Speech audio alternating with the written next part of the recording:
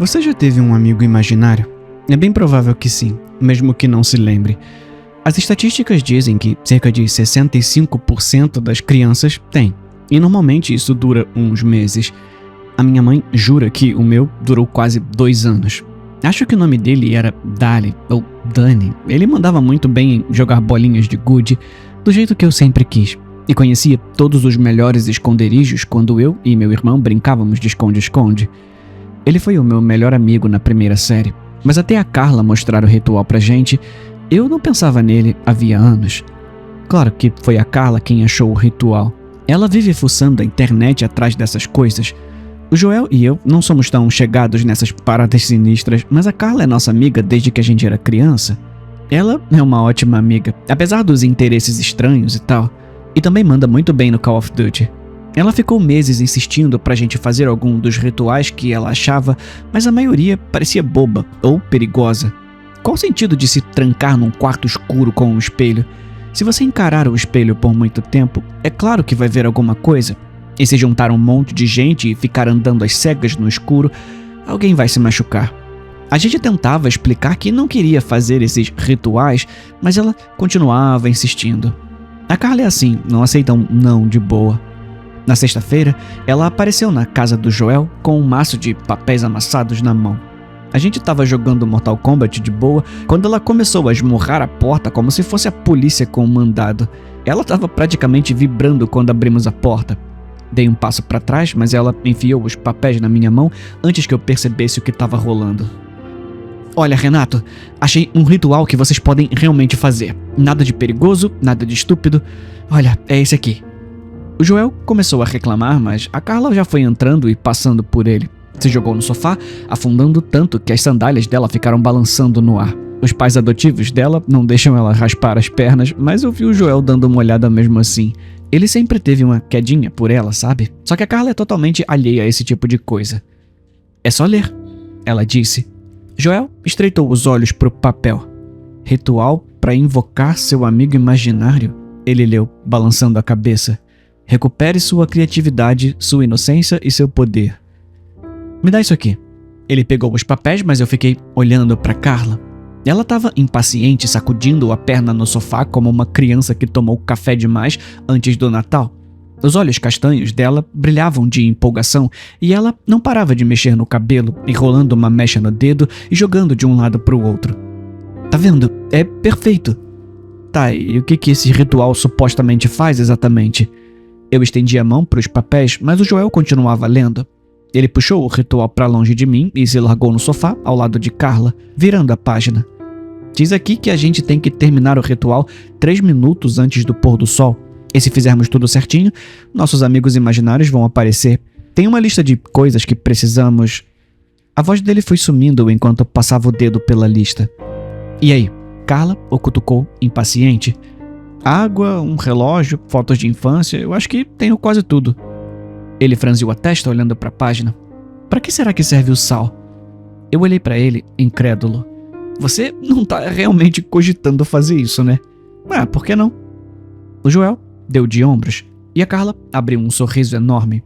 Eu até estranhei porque ela quase nunca sorri desse jeito. Os dentes da frente dela são um pouco tortos e, mesmo a gente dizendo que não tem nada demais, ela morre de vergonha. Não parece perigoso, a gente só coloca essas coisas e chama nossos amigos de infância para voltarem. Me larguei na poltrona reclinável velha do Joel, fazendo uma careta quando ouvi o rangido dentro dela. Tá, mas pra que exatamente? Tipo, eu entendo querer se reconectar com uma parte da infância, mas de que adianta invocar o seu amigo imaginário? Joel fechou o maço de papéis e me entregou. Ele olhou para Carla por um bom tempo antes de responder e, quando finalmente falou, parecia que estava falando mais com ela do que comigo. Eu era uma criança muito feliz, sabe? Ele disse. Não ia achar ruim sentir isso de novo. Eu e o Levi vivíamos inventando aventuras na casa do meu pai. Isso! A Carla bateu palmas e jogou as pernas por cima das do Joel.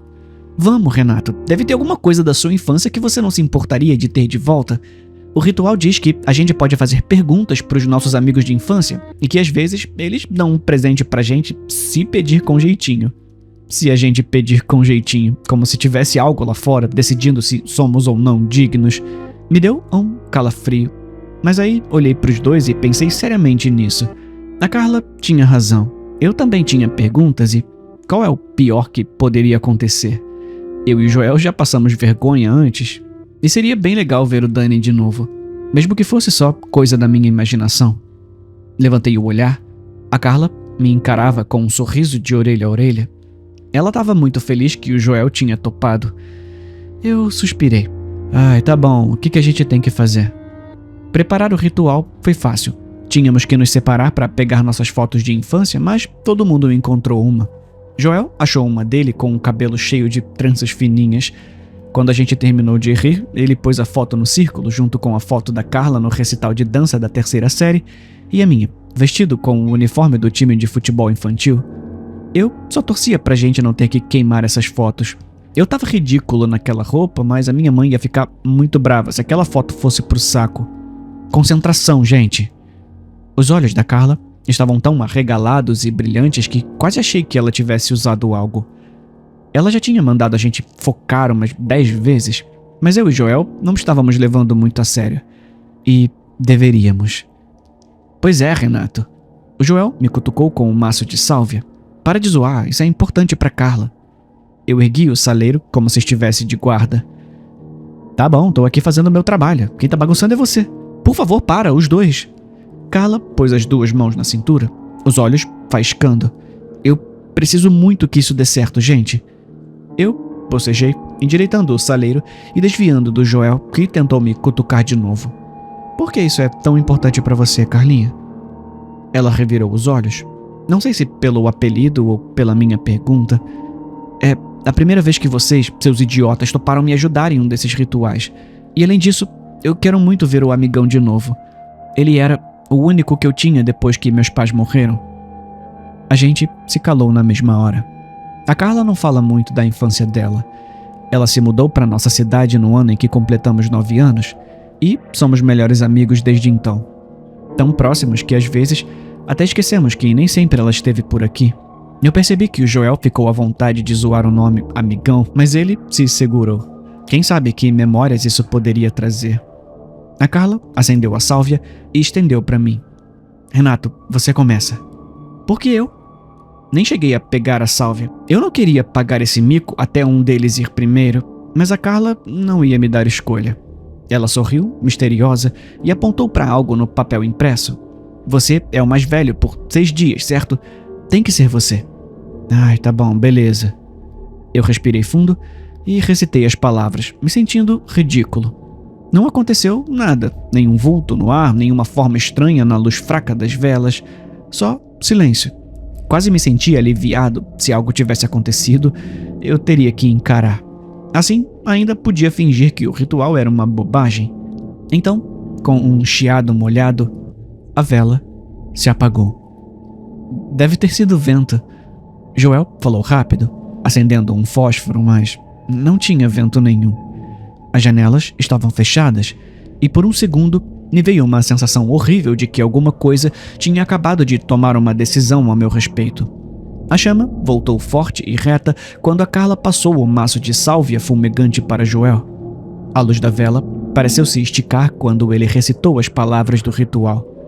No começo, achei que fosse só um efeito de luz, mas então enxerguei uma forma fina, escura, quase transparente. Um menininho de uns 7 anos, com cabelo branquíssimo e grandes olhos azuis, sem pupila.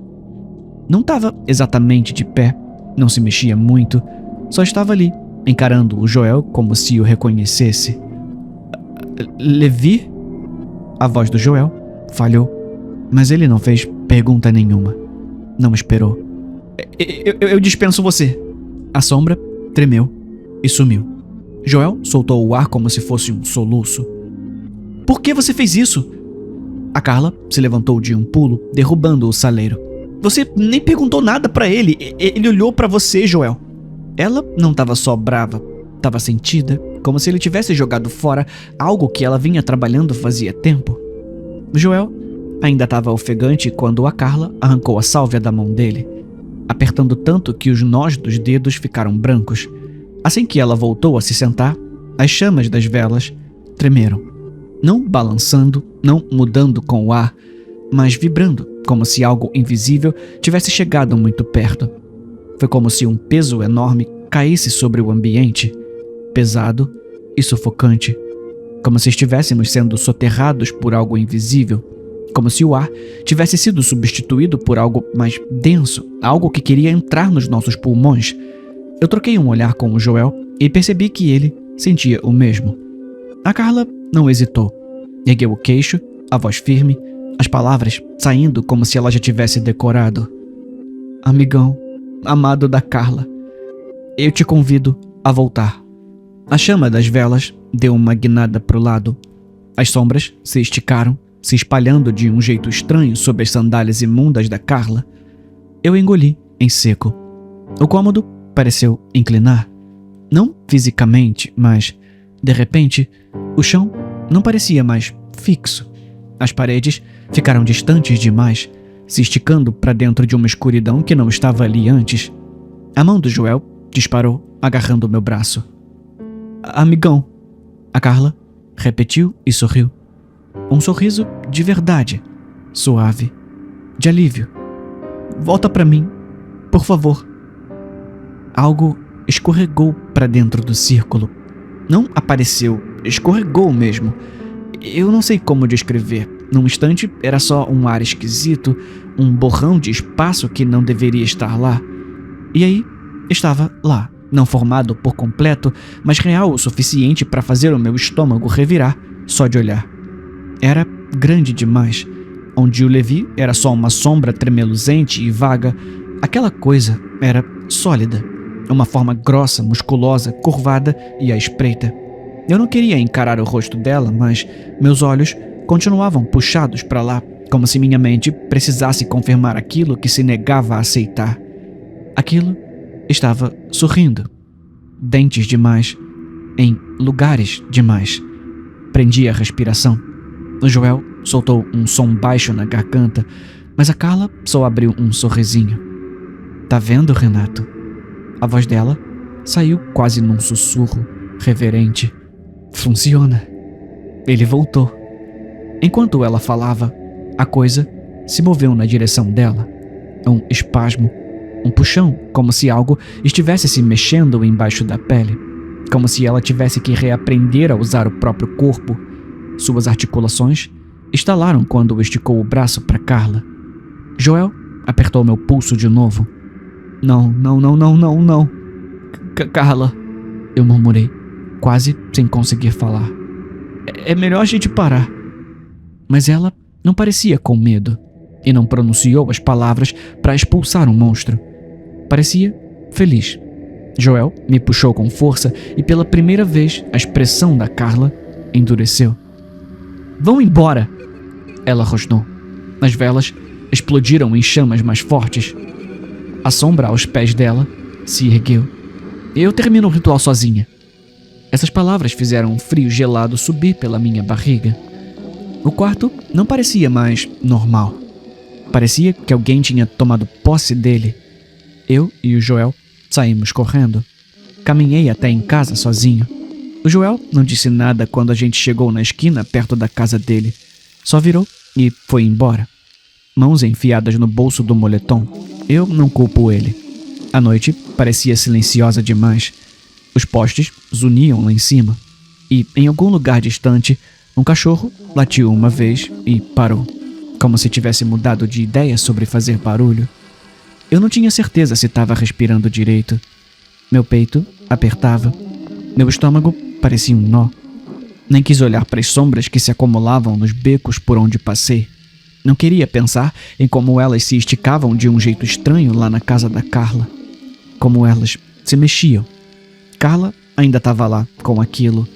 O amigão. Pensei em voltar umas 10 vezes, mas não tive coragem. Em vez disso, corri para o meu quarto, me joguei na cama e cobri os olhos com o braço. Eu não conseguia processar o que tinha acontecido. Como tudo saiu tão bizarro? Meu celular vibrou ao meu lado na cama e olhei a tela. Cara, não responde a Carla. Se ela te mandar mensagem, não responde. Tem alguma coisa errada. Ela veio aqui agindo estranho. Eu acho que não é ela. O celular tremeu na minha mão enquanto eu lia, chegando outra mensagem. Dessa vez, da Carla. O Joel tá muito esquisito. Nem deixou eu entrar. Eu tô indo aí, tá? Me espera.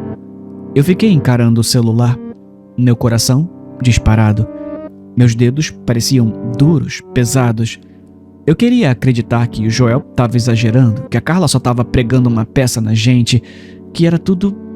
Mas alguma coisa se mexeu. Um rangido de madeira debaixo da minha cama. Renato, não confia neles. Uma voz baixinha, familiar, perto demais, como se alguém tivesse encolhido embaixo da minha cama, com a boca a 1 centímetro do meu ouvido. Eu parei de respirar. O ar nos meus pulmões virou pedra. Então, da escuridão debaixo da cama, algo rolou e encostou no meu pé. Uma bolinha de gude.